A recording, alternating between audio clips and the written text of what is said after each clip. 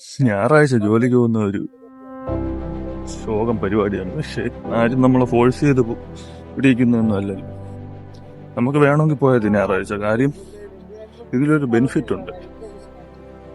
നമ്മള് ഇപ്പം എത്ര ഞായറാഴ്ച പോകുന്നു അത്രയും ലീവ് നമുക്ക് നാട്ടിൽ പോകുമ്പോൾ കിട്ടും. എല്ലാ കമ്പനികളിലും ഒരു വർഷം ജോലി ചെയ്യുമ്പോൾ 1 മാസമാണ് ലീവെങ്കിൽ നമ്മുടെ കമ്പനിയിൽ എത്ര ഞായറാഴ്ച വർക്ക് ചെയ്തോ അത്രയും ലീവ് കിട്ടും. അതായത് 2.5 മാസത്തിൽ കൂടുതൽ ലീവ് കിട്ടും വർഷത്തിൽ. അതുകൊണ്ടാണ് എല്ലാവരും പോകുന്നത്. അതുകൊണ്ട് നമുക്കൊന്നും പറയാൻ പറ്റില്ല. ആരും ഫോഴ്സ് ചെയ്തല്ല ഇവിടെ. നമുക്ക് വേണമെങ്കിൽ നമ്മൾ പോവുക. അങ്ങനെ നമ്മൾ വെയർഹൗസിലോട്ട് എത്തി. ഒരു ചായയൊക്കെ കുടിച്ച് നേരെ വർക്ക് തുടങ്ങി. നമ്മുടെ വെയർഹൗസിൽ നിന്ന് ബൾക്ക് ക്വാണ്ടിറ്റിയിലാണ് ഈ ഷോപ്പിംഗ് മോൾസിലും വലിയ വലിയ ഷോപ്പുകളിലേക്കൊക്കെ ഈ സ്റ്റേഷനറി ഐറ്റംസും ലഗേജും ഒക്കെ പോവാറ്. എൻ്റെ ജോലി എന്താന്ന് വെച്ചാൽ ഈ പോകുന്ന ഐറ്റംസിൽ ഒരു ഭാഗം റിട്ടേൺ വരും. ആ റിട്ടേൺ വരുന്ന ഐറ്റംസ് ബ്രാൻഡ്സ് അനുസരിച്ച് പേപ്പറിലുള്ള ക്വാണ്ടിറ്റിയും അതും സെയിം ആണോ എന്ന് തരം തിരിച്ച് ചെക്ക് ചെയ്ത് കൺഫേം ചെയ്യണം. അതാണ് ഇപ്പോഴത്തെ എൻ്റെ ജോലി.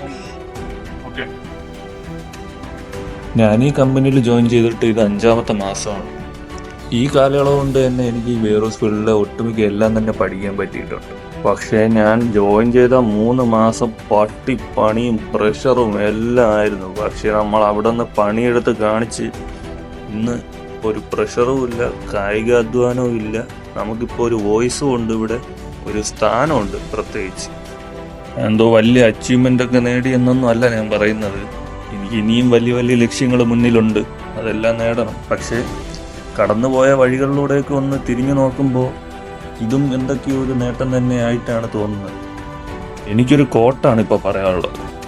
Your current situation is not your final destination. അത്രയേ ഉള്ളൂ.